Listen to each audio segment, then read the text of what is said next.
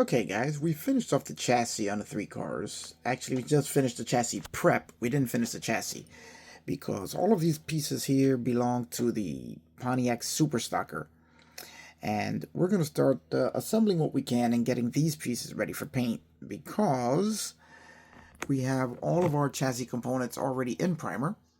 And we're going to let that cure until tomorrow because it's freezing here. And let it go, let it go. And I'm not going to be able to do much more than just this bit of primer until the weather warms up a little bit. So you can see we have all three chassis primed in Mr. Hobby black primer. I think it's 1500. And that's a really great primer. I mean, it's I find that it's just as good as the Tamiya stuff. It levels out beautifully, and once it shrinks down and off gases, I mean, look at this. It's almost as if the plastic was molded in black. And this is a beautiful, supposed to be a flat black. Got a little bit of a semi-gloss shine, which works to my advantage, because that's exactly what I was going for on the chassis of these cars. And here we have the Fiero's chassis. You can see here that the paint settled beautifully and really just brought all the details to life. I mean, look at that. This really is a nicely made chassis. So, and here we have what's the Pontiac Super Stocker chassis. Now these are going to be a multi-color build on this one, so haven't decided what all the colors are going to be yet, but when we get there, we'll get there. Here we have our exhaust that we had to completely clean up, all the rest of the parts for the chassis. And now we're going to look at the suspension components for the Super Stocker. Now this car is actually pretty nicely detailed. Unlike the 1970 GTO, this thing has a ton of parts for you to build, and it's really, I'm really enjoying this one. I mean, yeah, is it perfect? No, not even close. I mean, look at this. This is the rear differential, and look at that. I mean, yeah. Damn! Is this thing built? Is this thing in, Tamiya quality? Shake it and it just falls together? No, it's not. But for me, that's part of the fun. So, if you guys are building this car, you're going to have to look out for that. And make sure as you're gluing it down, I like to start on one end, glue that down, and then work my way across using the Tamiya thin cement. And that'll give everything a chance to set up, and you'll get a pretty nice looking differential out of it when it's all said and done. And then it's time for doing some seam work, get rid of some of that seam there. Now, we also have the rear differential rear cover. Right here. It's a nice little detail there. We have our bolts and everything there, so we're going to paint that up and detail that out. We have our rear coilover shocks.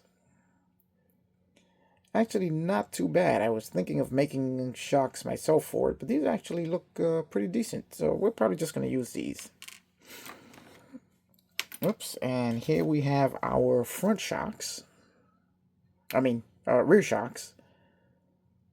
Also not too bad. I was thinking of making some, but I think we're just going to use these also. Now, one thing about this kit is that this is the battery that the instructions want you to use. And easily there's two batteries in this kit. This has got to be a leftover from whatever else this kit was used for, because we also have cylinder heads here. But the battery they want you to use is the one with the tie down straps on the sides. As you can see, this one it's okay, but it doesn't have all the detail of this one, if you guys can see that. I'll put a picture up here on both of each one so that you guys can get a really good look at it. All right, and now over here we have the front suspension. This kit actually has steerable front suspension. This is our front cross member or subframe.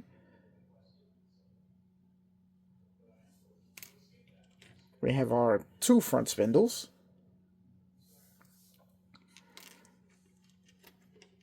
And here we have our front springs and steering assembly, tie rods. So these we're going to get prepped and ready for paint so that we can have the entire chassis ready to be built as soon as we decide exactly what we're doing with it.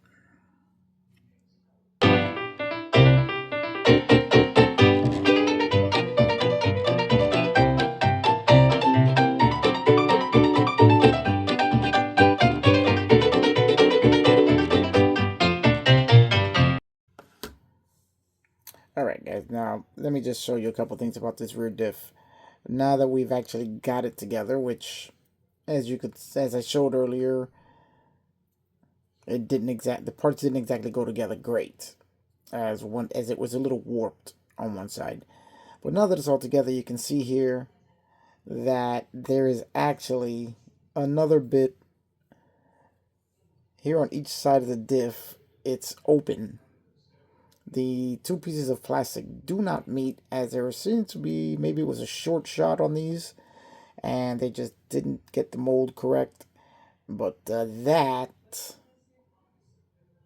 is no good. We're gonna probably have to fill it up. Maybe I'll just use the super glue method of putting a little super glue in there, let it harden to fill that up, because that just doesn't look right. And then you can also see that the pinion of the diff doesn't exactly line up from one side to the other, so we're gonna have to do a little bit of cosmetic surgery there. So I'm gonna go ahead and start cleaning this up, getting rid of the parting lines, and then we'll move on to the next bits.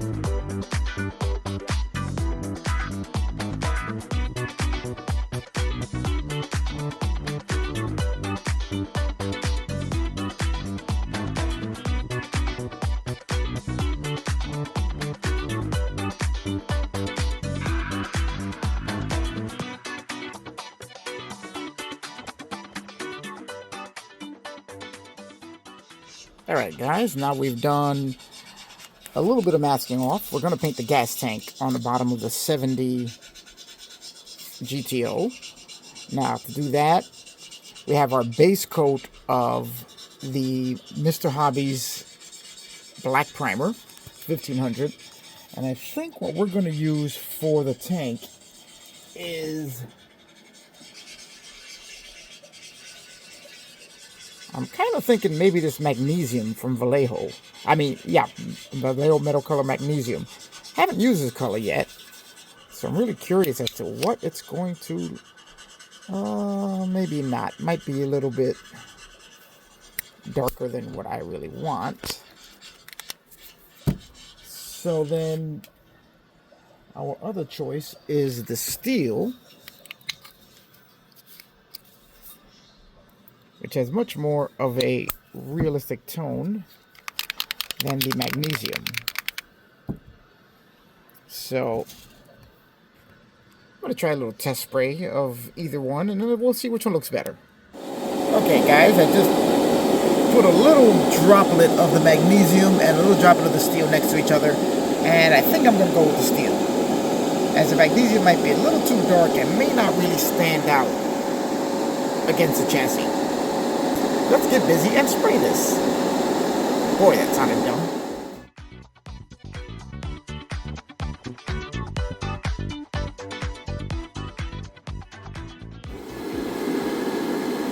Alright guys, we've painted the gas tank with the Vallejo steel.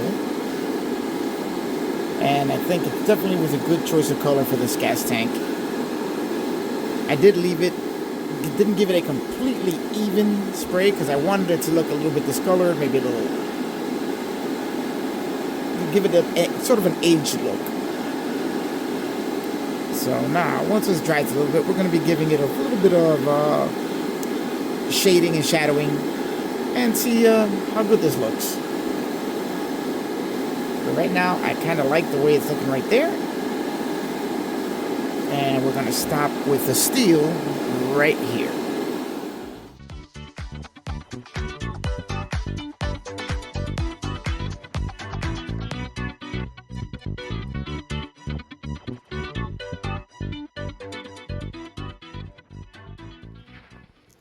Alright guys, I just spent quite a few hours just masking off the Fiero chassis, and we're going to get set to paint that. As you know, the Fiero's fuel tank, which is in the center of the car, is a gray color, while there are two stainless steel coolant pipes that run from the front to the rear of the car.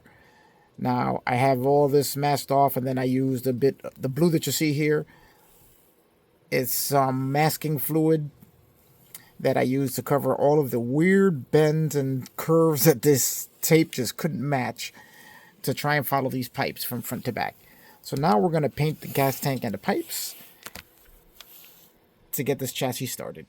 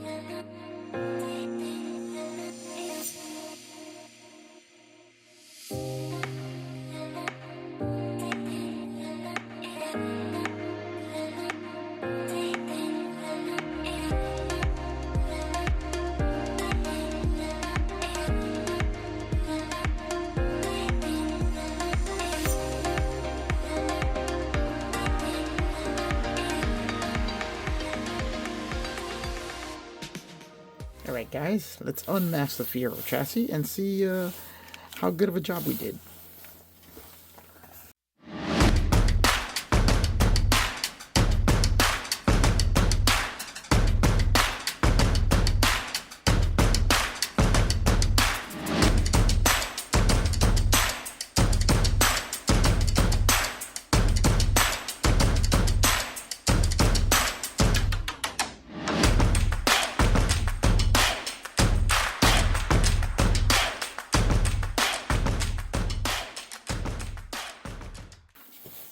Alright guys, and here we go. We have the painting finished on the fuel tank and on the coolant lines. It's going to be, gonna do a little bit of touching up, but overall, the masking and the tape did its job nicely. That liquid mask really does work nicely. Can be a little bit of a pain to remove, especially in tight areas, but for the most part, it did an excellent job.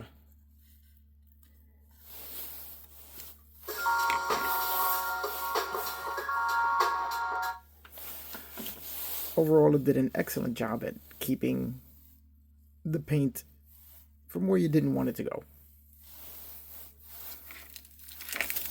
Now there's going to be quite a bit more detail work to be done under here.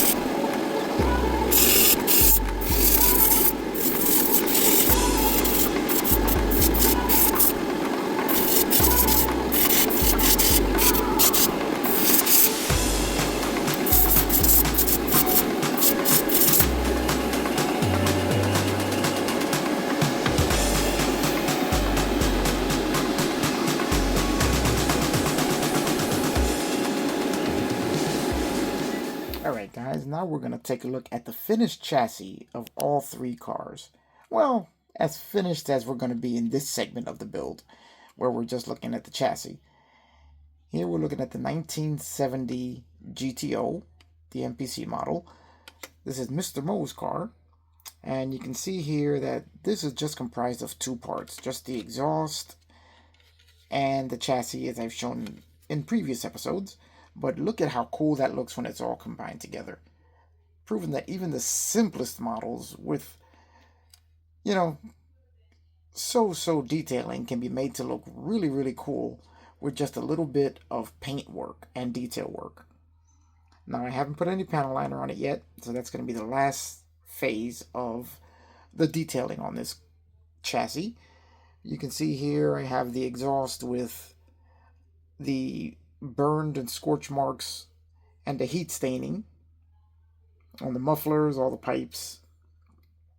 You can see a bunch of the bolts have been picked out and painted in a bronzish color to kind of like just to add a little visual interest to the chassis itself. The brake lines the brake cables have been also painted up and brought a little more to life. The gas tank is done. So this actually turned out really nice for something that's nothing more than two parts. Now I may highlight the chassis itself, as I said previously, with some semi-gloss. I haven't decided yet, or I may just leave it all the same. But just the way it is now, it looks pretty cool. And the heat staining effect really is working nicely. I may add a little bit of yellow to it, just to warm it up a little bit. But I'm really liking the way it looks now. Now, the heat staining effect was done by using Vallejo Air. Not Vallejo. Sorry. Yes, it was Vallejo. I'm sorry, I'm getting all confused with my paints. This is Vallejo paint, and that's called Jet Exhaust for the darker, scorched, stained areas. And for the heat discoloration, basically it's just a little bit of Tamiya transparent blue sprayed over the Jet Exhaust paint and the original paint base color of the exhaust, which is Vallejo aluminum. So I think it looks pretty cool. All right, let's take a look at the Fiero chassis next. And here we have the Fiero chassis. Again, you can see all of the details that have been picked out. The coolant pipes, which are done in the Vallejo steel airbrush colors. And then all of the detail work is done with the Citadel, as far as the copper colored parts are done with the Citadel. What color was that? Valdor Gold, which is a really good, almost copperish, light gold color, which kind of matches some of the aftermarket, some of the bolts and things that would hold some of these pieces together. And it really does add quite a bit to the detail. The gas tank is done in Mr. Hobby, Mr. Color 306 Gray, as I found that that color matched the real gas tank pretty well. And you saw all the masking that went into making all of this happen here. And then the brake lines and transmission cooler lines are all painted by hand. That was not master thing. That was all painted by hand, and that kind of was a little tough. But it really brings the lines out. I may have to touch this up a little bit here, clean that up a little bit. But it really brought the lines out and really made them stand out against the black of the chassis. Now you can see here at the end of the coolant lines, we have in Tamiya rubber black are the radiator hoses that attach to the lines. And then in the Vallejo silver for the clamps that hold them on. Now, we still have to apply some bare metal foil to the heat shields. And then this chassis will be complete. Now, let's take a look at the Pontiac Super Stocker. Here, the Pontiac Super Stocker. Now, the floorboards are painted in the Vallejo Dark Aluminum, which is a color that I really thought would look great for this, to give it the floors to look like almost like a stainless steel floor, as this is a Super Stocker and it's a race car that's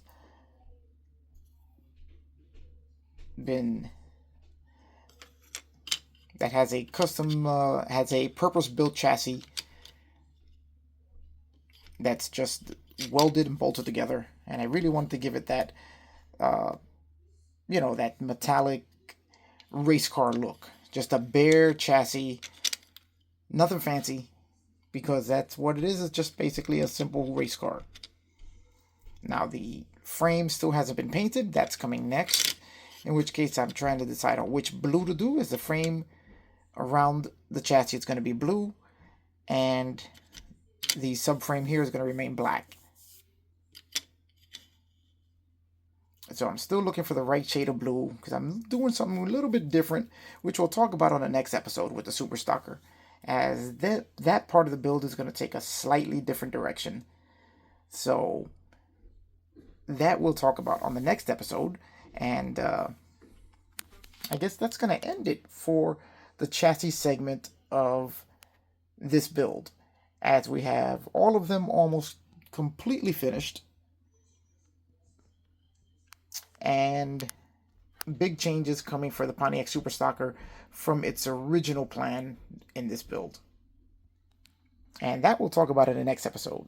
So for now, I'm going to let you guys go, as this video has gone on long enough. And I'm hoping you guys are enjoying it, because I know I am. This has been a lot more fun than I thought it would be. Subjecting myself to 3 builds again. That's enough to drive you crazy. So I'm going to go. Remember, like, subscribe, give a thumbs up. It really helps the channel when you guys do that. And I will see you on the next one.